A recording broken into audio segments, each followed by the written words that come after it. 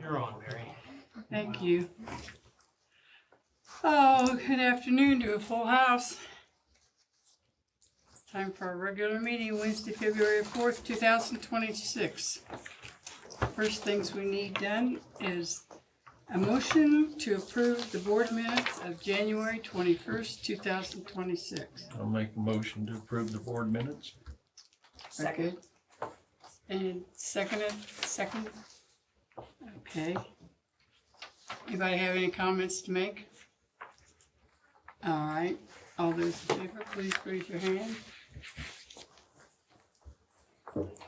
I abstain because I wasn't here. Okay.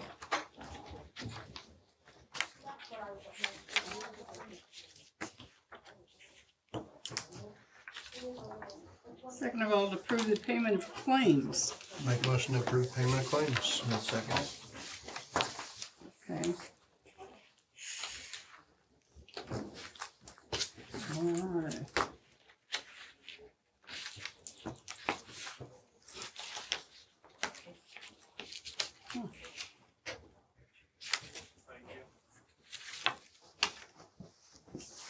Other down there. Did I sign that? Yeah, it's like, yeah, we all got it signed. Signed by everybody? Yeah. Yep, so we're good for a discussion on that.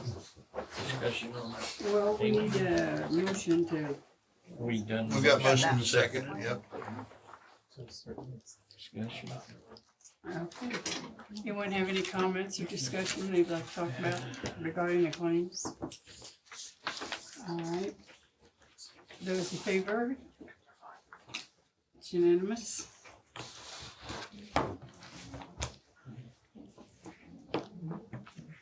Next regular meeting will be held on Wednesday, February the 18th, 2026 at 4 p.m.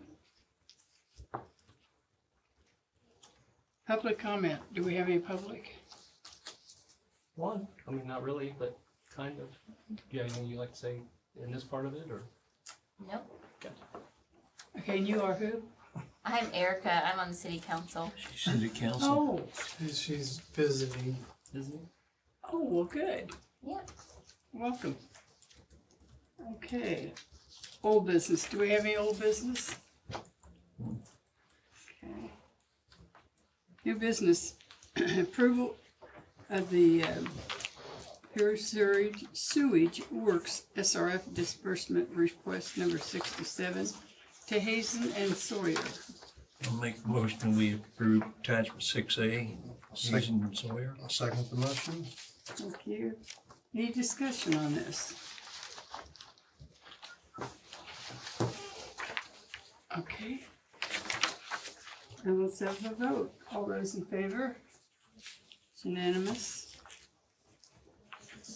B, approve the Peru Sewage Works SRF disbursement request number 68.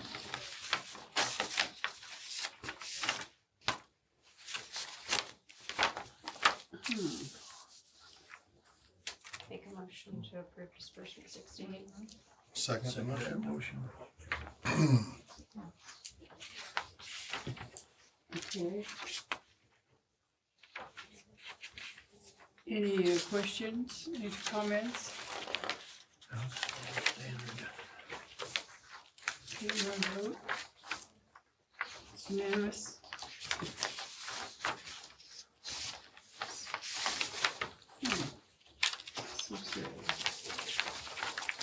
Six B. Approve Peru Sewage Works SRF disbursement request number 68 to Lockmuller Group. 6B. I'll make a motion that Oh, we we just did that, we're on C. see. Well, okay, but we're gonna take a little break here. Sorry.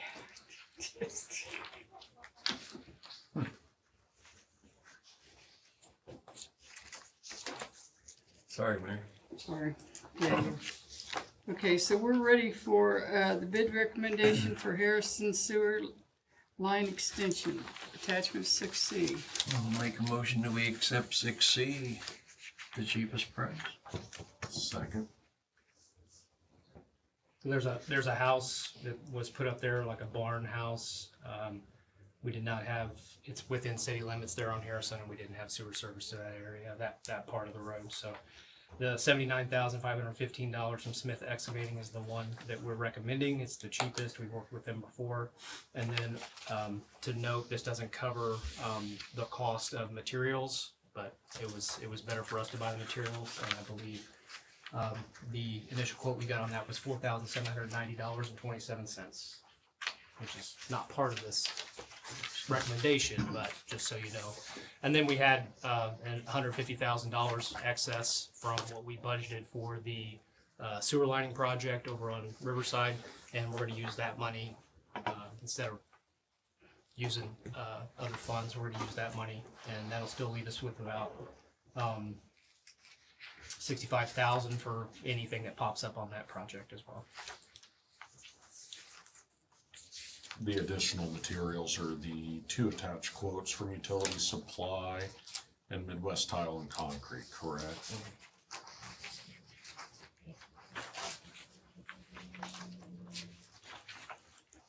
Okay.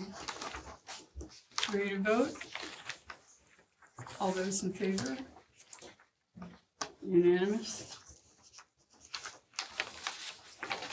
Approve the Peru Utility Service Board Resolution number 120-2026. Attachment 6D. I'll make a motion that we accept attachment 6D and send it to the city council. I'll second. Alice has a little handout on this as well. So this is the Service Board Resolution 1/2026. I'll read number 2. The Utility Board does hereby recommend to the Common Council that the city issue its waterworks revenue bonds and, if necessary, bond anticipation notes in an aggregate amount not to exceed $12 million to be repaid solely from the net revenues of the Peru service area, with a final maturity date of no later than January 1st, 2046. At an interest rate not to exceed 6% to provide financing for the project. As you know, this is boilerplate reviewed by Ice Miller, our bonding attorney, and our attorney here, Dustin. So what you have in front of you is the calculation of debt service coverage. That's a preliminary for this bond issuance. And as we've talked about before many times, and we'll go over it again, this is $10 million. $5 million is at 0% financing, and $5 million is a forgivable band or a grant. And if you look at this, if you look at the debt service coverage in 26, we're at 1.9. 27, we're at 1.7. 28, we're at 2.1, and 29, we are at 2.0. That is minus the estimated debt service coverage, is minus the payment in lieu of taxes that we pay out of water, and that's like the last little paragraph down there. So in all reality, it's 1.6, 1.5, 1.8, and 1.79 respectively through those years.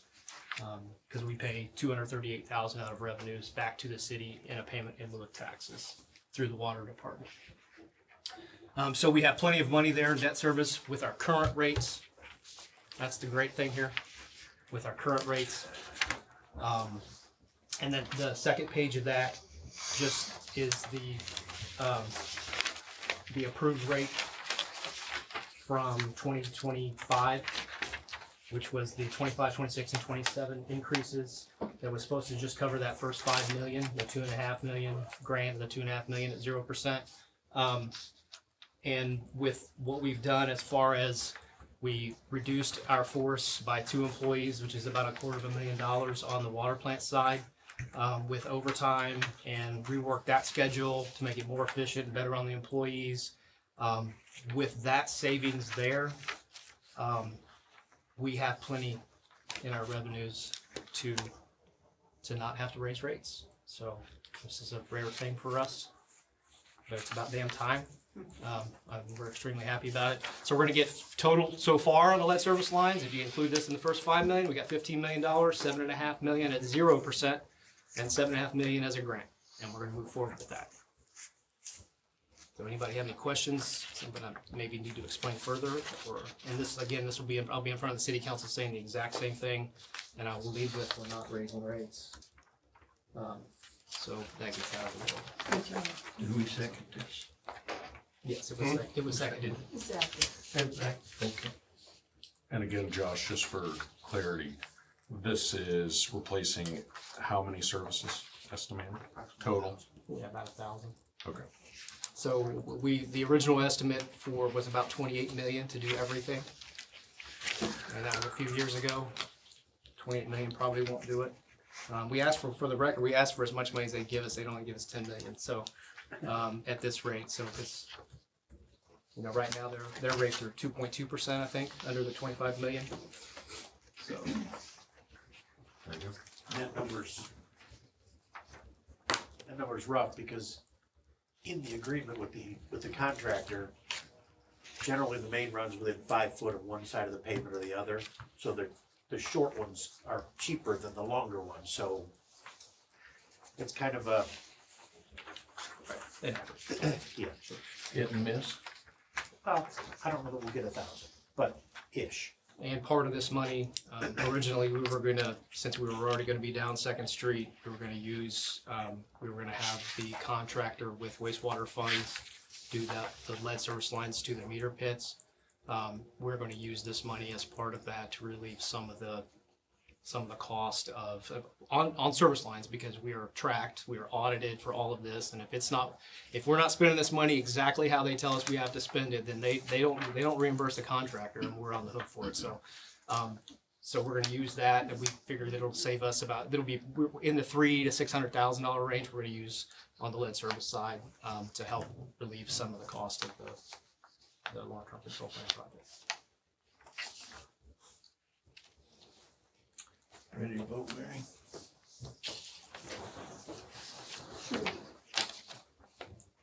All those in favor of this bid recommendation? No, we're not there. Down here, we need the service board resolution I-2026. All those in favor, please raise your hand. It's unanimous.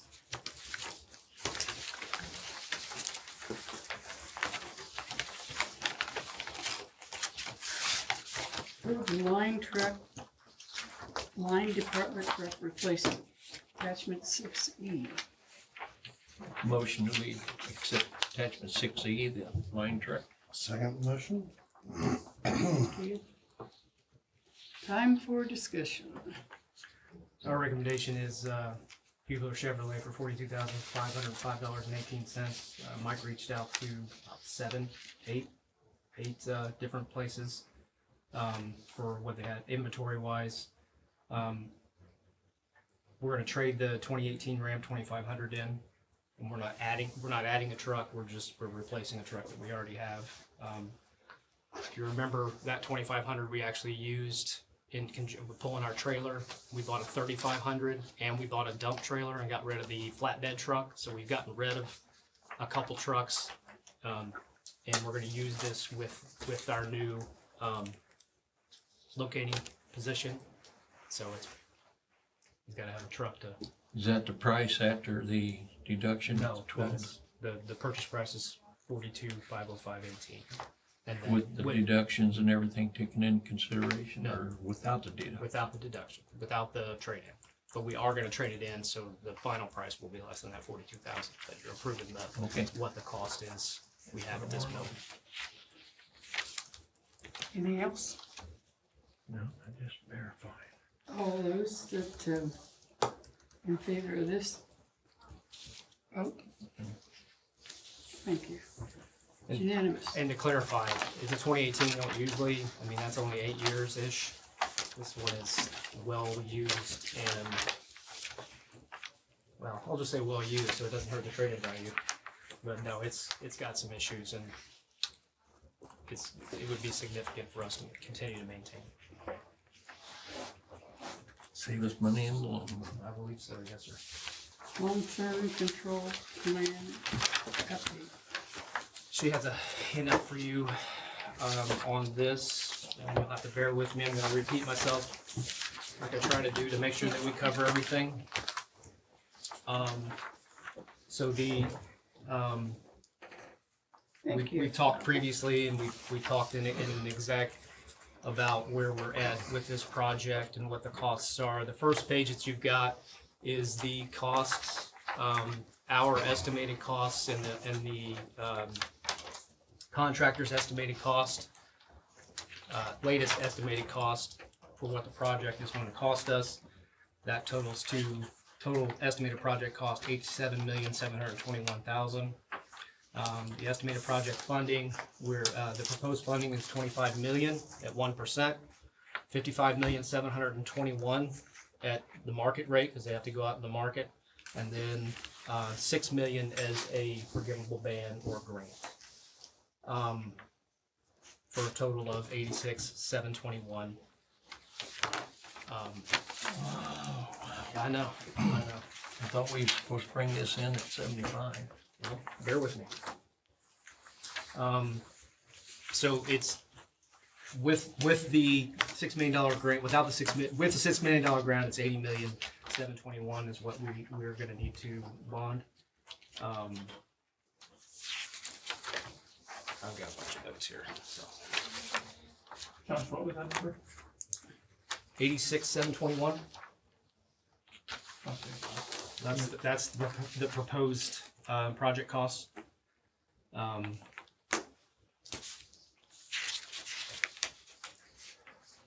The next page shows the debt service coverage at that rate. By 29 is 1.25, which is the required debt service coverage by the SRF, State Revolving Fund, and the IFA. At that rate, at $86,721,000. So again, 25 million at 1%, 6 million at forgivable band, 55,721,000 at estimated 4.85%. The amortization table, I believe, is behind all that for both the first 25 and then the additional 55. The estimate, of course, they have to go out onto the open market for the 55 million.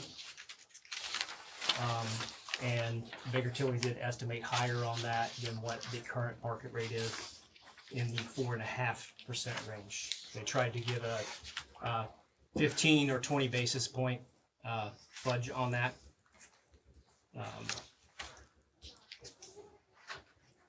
The other option, I've been doing this now because we have to tell the IFA by the 10th, is to move into the next funding window. So we go to the next quarter. What would happen at that point? It would require us to go back on the PPL list, the project priority list. There are currently $2.4 billion with a B dollars worth of requests on the priority list for Indiana alone in wastewater projects. Not water, not wastewater projects. Waste and stormwater projects, excuse me. So we'd have to get back on that list, and we'd have to score high enough to get into the funding range. If you don't get into the funding range, you lose that first $2.5 million at the reduced market rate. The current reduced market rate that the state is offering is 2.2%, not 1%. So with that, and you did a basic amortization at 1%, our payment, well, actually, you'll see this. This is what's figured. is about $880,000 per year. At the end of the 35-year financing, it's about $4.7 million in interest for the first $25,000 at 1%. At 2.2%, our payment is about $1.2 million a year on the first $25 million, or $11 million in interest. So it's a difference of $340,000 a year, or $6.3 million in interest over the life of the loan. We would also possibly lose the band, the $6 million. So the amortization of the $55,721,000 is about $3.1 million a year in payments, or $68 million in interest. Or if we lose the $6 million band, it would be $61,721,000, or our payment would be about $3.8 million a year and $76 million in interest estimated. So an additional $8 million in interest over the life of the bond, the financing of the bond. So at this point,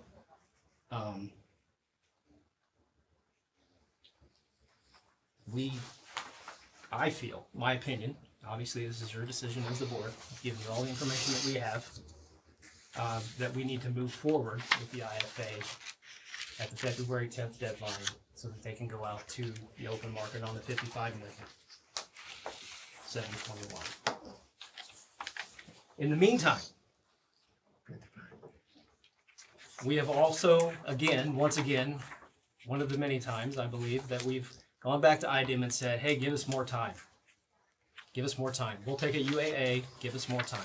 If this project, for some reason, gets higher than the estimated costs here, give us more time. And they're, once again, saying they're gonna listen, and we've informed them, we've given them a letter, the formal letter, and they said they're gonna entertain, just in case, any of this goes south. So we're trying to have another avenue of where we land and how we get this this project accomplished.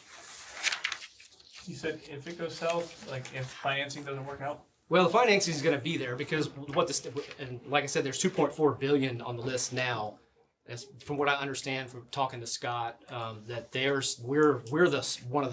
we're not the largest that they're going out for on the open market in our 55 million, which is just mind-boggling for communities in the state. So they're going for a large issuance. So that's good for us because we're all into that AAA. It's a huge issuance. It's municipal bonds. They're steady. They're reliable. And to clarify, a lot of people get this confused. You guys don't, you know, but our bonds are secured by revenue, not assets, not taxpayer money. They're secured by our ratepayers and the revenue that we get. So they're very secure to a lender. So Is this gonna raise the rates? Well, we've already got that in place. the rate that we have in place, and that's why I was talking about our debt service coverage is at 1.25, 125%. That's with this 86 million, we're still at 1.25%, and that's where we want to be. And that's what the IFA requires and the state board requires. So at this level, our rates are sufficient. And this is with Michelle and her team got all the year end done very quickly. And this is with Baker Tilly's full review of where we're at financially. So at this point, I would entertain someone, if you guys feel like it's what we want to do, I think we do. Someone recommending that we move forward with the financing as stated here. And all this is doing is saying that, telling the IFA that this is our plan, this is what we want to do, please go find us the money. Do we need this in the form of a motion then? I believe so, yeah. If that's what is there any further discussion? I mean, there's got to be some questions here, so I don't want to jump ahead of that. So again, what Dustin said, if this goes south, we're not talking about the funding. The funding will be there. The ban at the 6 million will be there. When you say go south, because we're talking about the ROM, Right. your concern is more if once we start this, we are more than the quoted 86 million. Is that what you Correct. feel like with going south? Correct. But we shouldn't be because it's a guaranteed savings contract. Right. Right. But we don't have that final.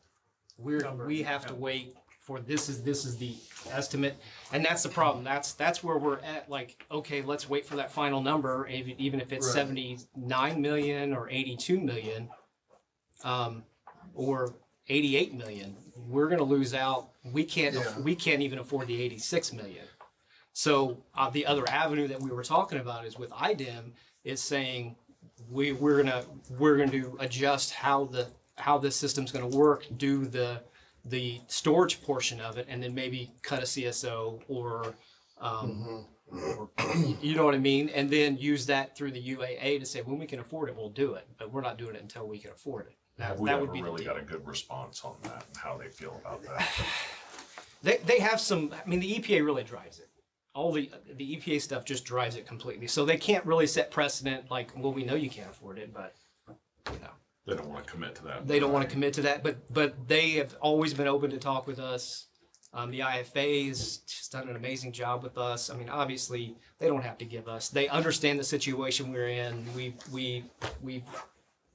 repeatedly say we're at 3.25% of MHI. Our rate is way too high. It should be 2%, and they agree.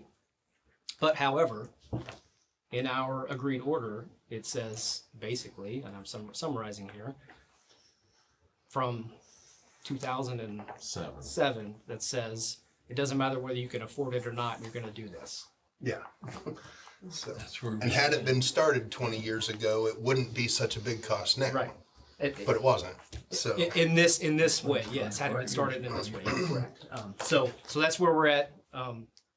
What other question did I not answer for you? I'm sorry. No, that. And as far as going, that's probably a poor term. If the costs exceed, then we have another avenue to go. and just clarifying, even after, so let's say hypothetically we say yes to this, go and get the financing, we are still going to be trying to make changes to it in order to bring the cost down throughout the construction, which means the final cost of this should go lower. And again, we've talked about, Hopefully. you know, you guys approved the lining on the riverside for that, what was it, 300,000? And it was, their original costs in this was over 600,000. We talked about the lead service line taking maybe whatever, obviously it's gotta be what the cost of the lead service line is. Using the lead service line money for that and having Bowen do that, but we use that different tranche of money, pot of money, as it should be there. We talked about, because we lined rivers, we're gonna line Riverside shortly, that the CSO 11, that $3.4 million in CSO 11, we're thinking, we believe that it's not gonna cost that much, because we can make those changes and we can pull back some of that. We've got a lot of avenues we can go moving forward, and just to, you know, I mean, these guys have done such a great job. This started out at 124 million. Yeah. The construction costs. Now, I'm not talking everything else. Construction cost was 124 million after that first ROM. So this isn't for lack of work or pride or professionalism or wanting to do it. It's just, you know, the numbers are what they are at this point. But we do have other avenues to. Where are we at on the ROM again? What percentage would? It was originally 60%, correct? You talking about like engineering or Yeah. We've got 90%. We are 90% We're 90%, and we're gonna get the full GMP at the end of February. Full. But we have to make our decision before then, But is the I mean, problem. yeah, because they're going out to the market at the end of February. Yeah. And wasn't there a cap on overages on that at like 6 or 7%? They in that 60% ROM, it was 7.5%. Yeah. Okay. And in talking with Teddy many times over the last couple of weeks, we feel we can get that down to 4%. And if we get that down to 4% and everything else comes in like they feel like they've elevated it a little bit, you know, they're not going to give you a low bid or Sure. you know, estimate and then surprise the crap out of you. You don't get good business doing that. So if we can get that down to 4%, we're in business. I really believe so. And Teddy seems to think that we can get it down to that, and of course I'm still pushing to get it down lower than that. So. Now, all that being said, $41 million in the first part of the project with the plan. We're going to have at the end about $1.5 million that was built into that we were going to use on CSO 11. Excuse me, CSO 11. We pushed that into this part of the CSO 11 into this project because there just wasn't time to do it, and quite frankly, engineering wasn't done. Plus, we wanted to line that, so we have a little fudge as far as that goes as well. So we have avenues to get this to fit. barring something crazy happening in the market, barring in the financial market, barring something crazy happening in the for materials. What did Baker Tilly with the state's AAA rating give any indication of what private rates are right now? They estimated 4.85, and they felt like they estimated about 20 basis points high on that. I think 15. I think it's 15 basis points high.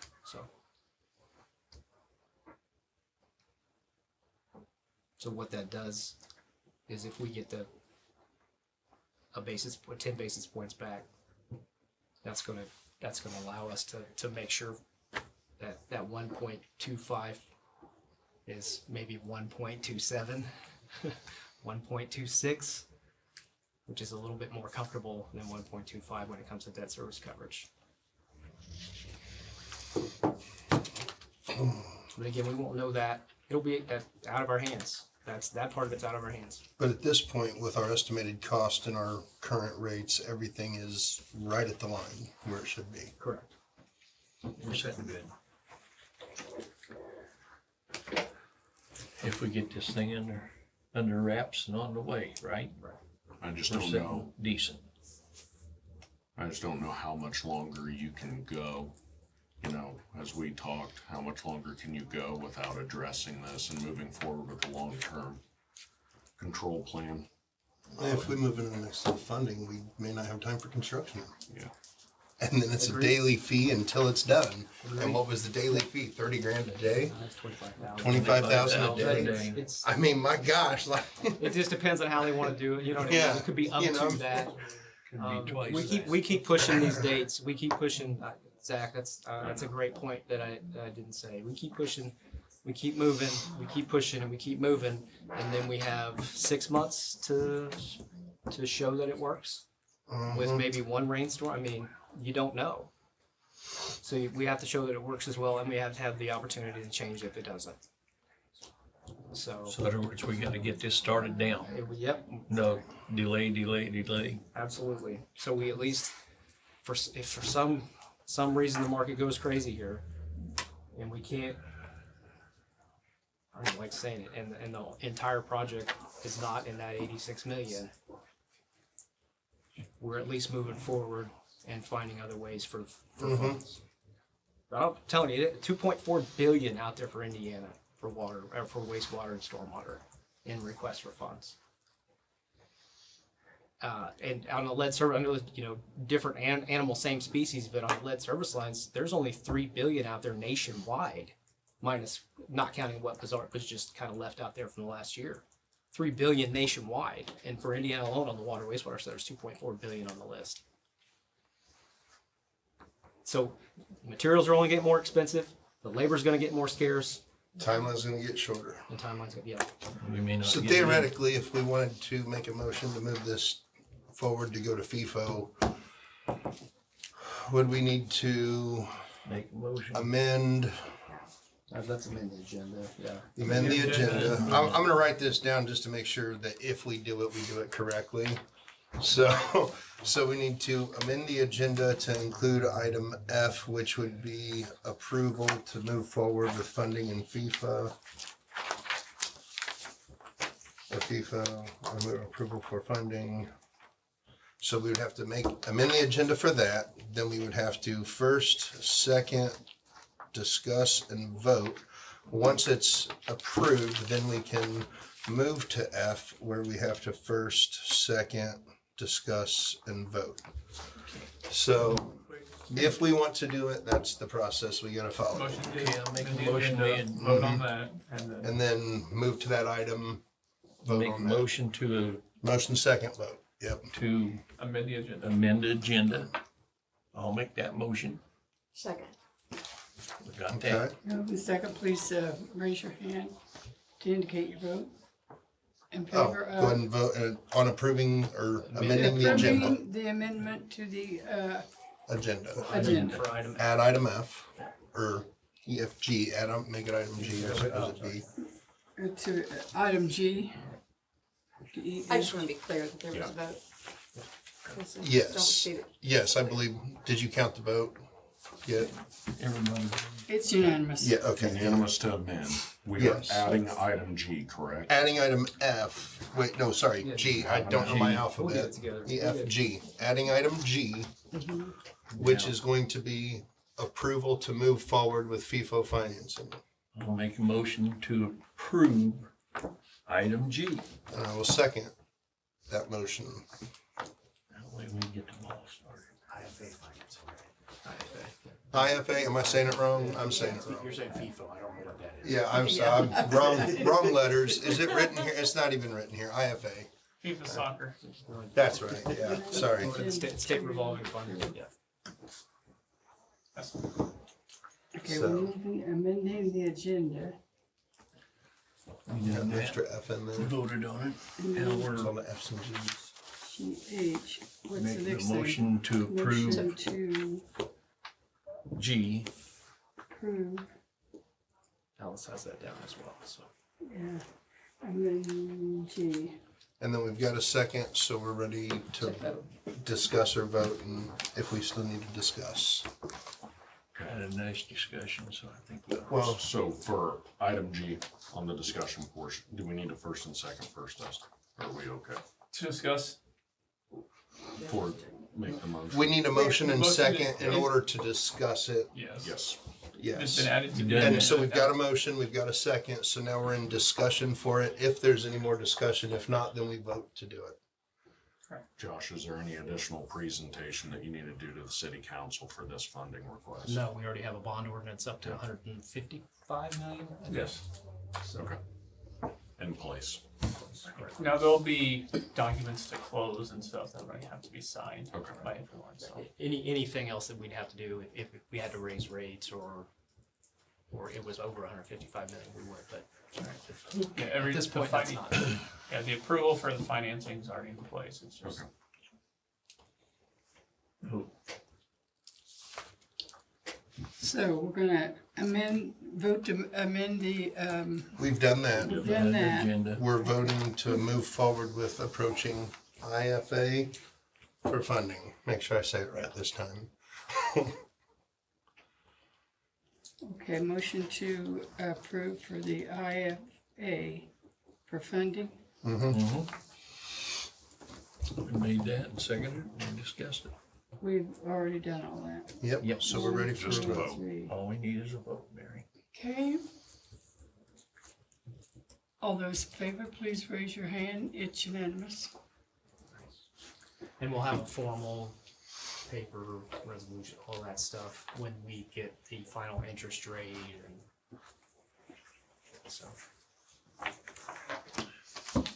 And then from that point, we are actively working on getting this done. We're locked in. Yep. Mhm. We're locked in.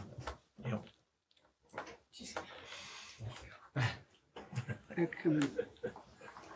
Okay. Culmination of 6 years of discussion. 6 years. 5 years of remember. counting. Into I 27. remember it. Yeah, Oh, yeah. been a lot cheaper. It's been longer. It has been longer, yeah, but that's Okay. 6 years I've been helping talk Well, about you it. got on the long-term Come back quick. control I've plan got a there? video presentation on my computer. Is that all you got on the That's it. long-term? That's it. Okay, city administration. Okay, thank you very much. The city administration update would be, Mr. Fisher. The mayor's not here, he's been on vacation for a week and a half. I really don't have much to share because, he's been gone. We didn't have a council meeting on Monday.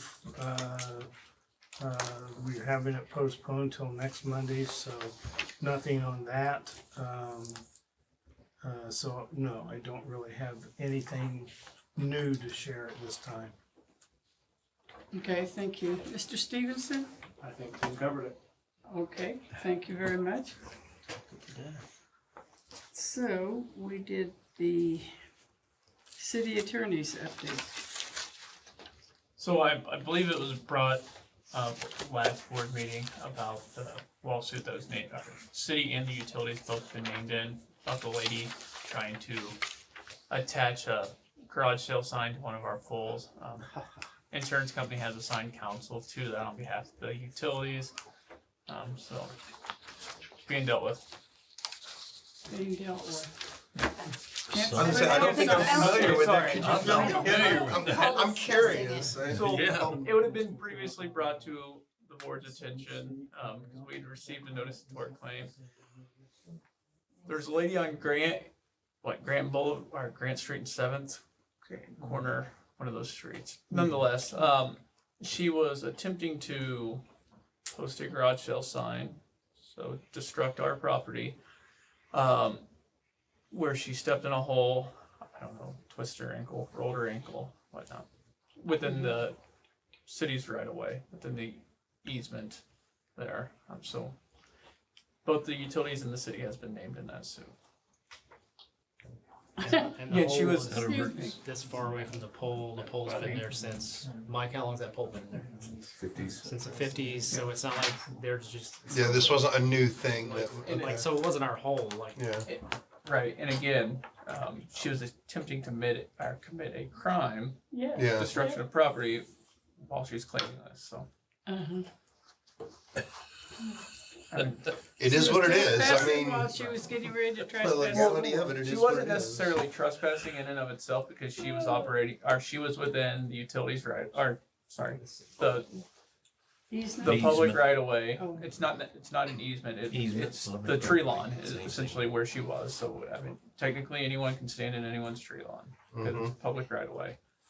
So she had a right to be where she was, but the act she was doing is Illegal. absolves I think any liability we have, or the city, or She filed a claim against the city or yes. utilities Yeah. that she was injured while she was defacing our property. You said submitted to the insurance. Insurance is assigned counsel, correct? We have under our policies, we have an obligation to put insurance on notice, and a lot of the times they want to hire their own people. So. Of course. Okay. I will note that our insurance has already denied this claim because we submitted it to them as a notice of the tort claim. And they said, yeah, we're not paying this out. Sometimes they will in advance, or sometimes we'll tell people they need to sue us, but this is one they say, you know, we have no liability there. So, at least insurance determined we have no liability. I feel the same way. So do I. Whatever, I'm sure the rest of the board feels the same way too. Okay, we're at administration, city attorney,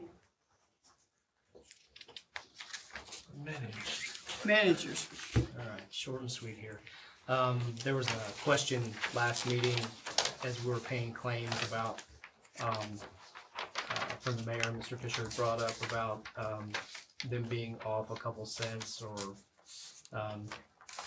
we went back in and looked at that and everything balanced on the claims. We believe that what the mayor may have been pointing out was on when we pay the SRF disbursements, the SRF doesn't deal in cents, not common sense, cents. And they just round up or down and it balances it at the end if they just make it right. They don't pay in cents, so that it does round, but then it gives you the total. It gives you the total rounded, but the cents when they're billed is so that quite possibly that's what the mayor was talking about, and that's just what the SRF does when they pay the claims. So when he gets back, I'll have the opportunity to ask him. But I wanted to be clear that the financials and the payment of claims were balanced and correct. Just lighten this up a little bit here. So, I got these slides from Empo. We talk about. I know there was posted some little Facebook chatter on about resources over the cold snap and what we would call a reach event from other utilities. Posting that conserve your electricity in the area. We didn't post anything like that.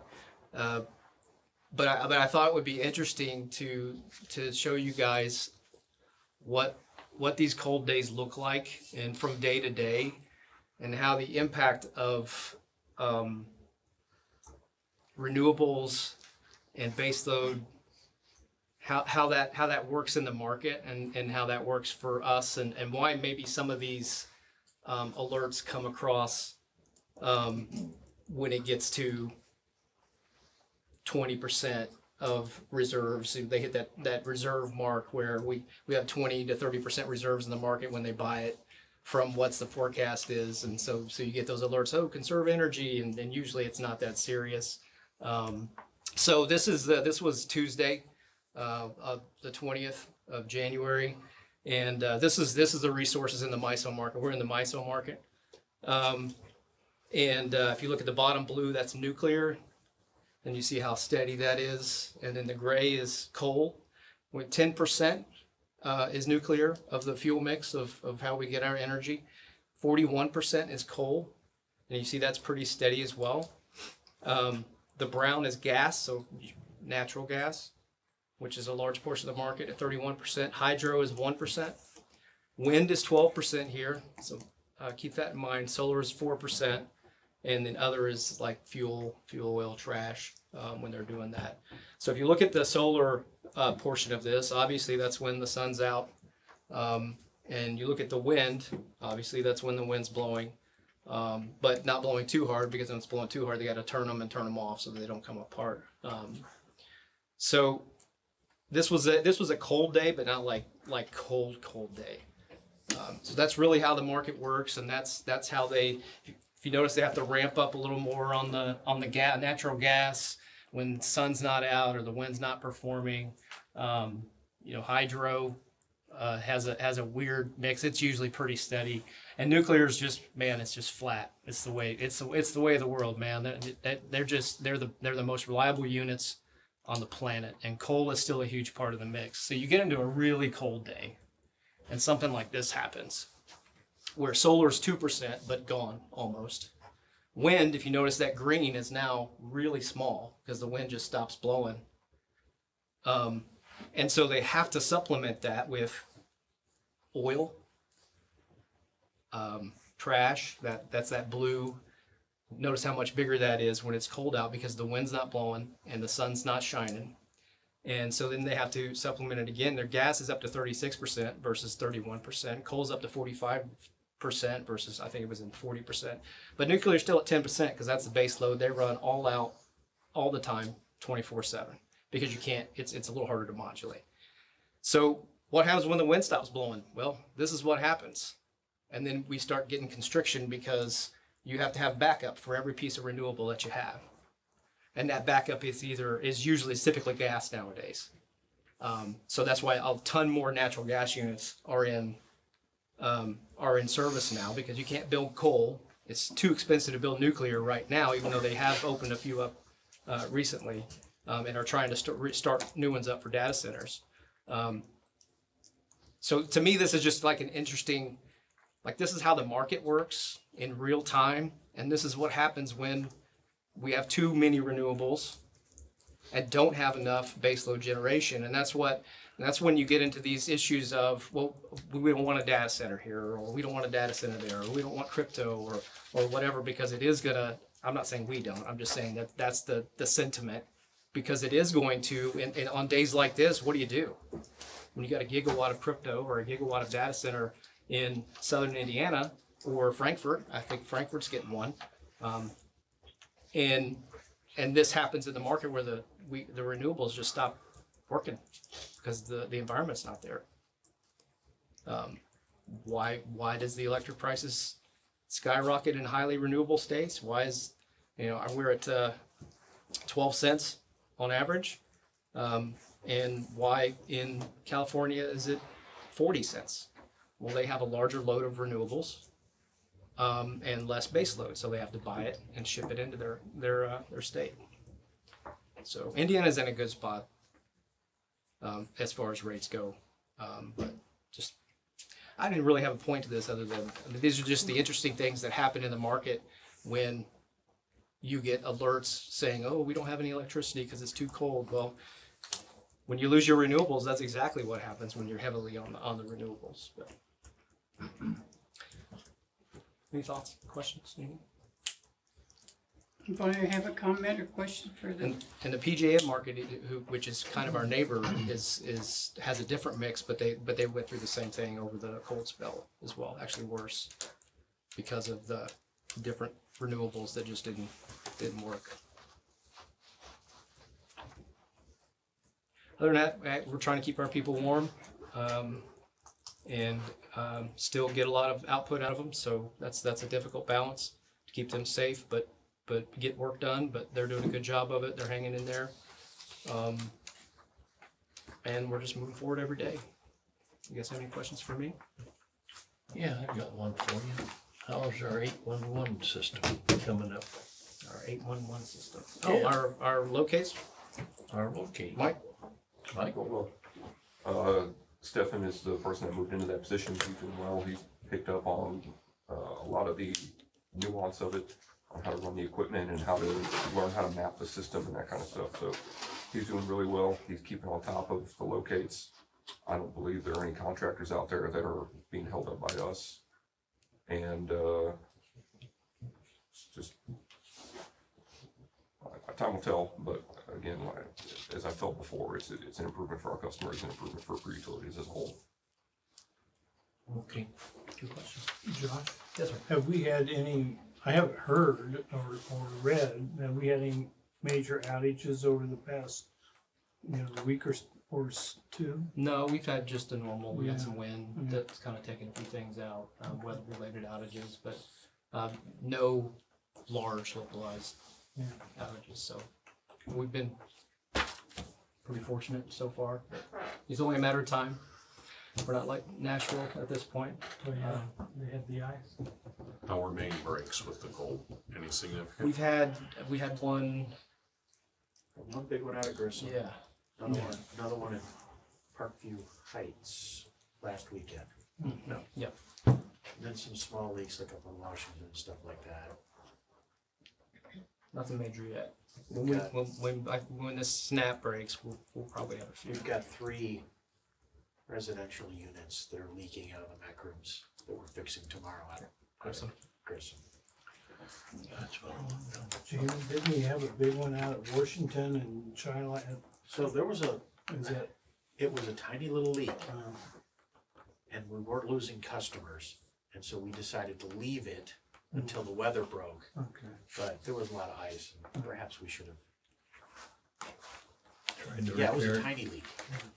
But just because there's no place for it to go at that intersection, it caused a mess.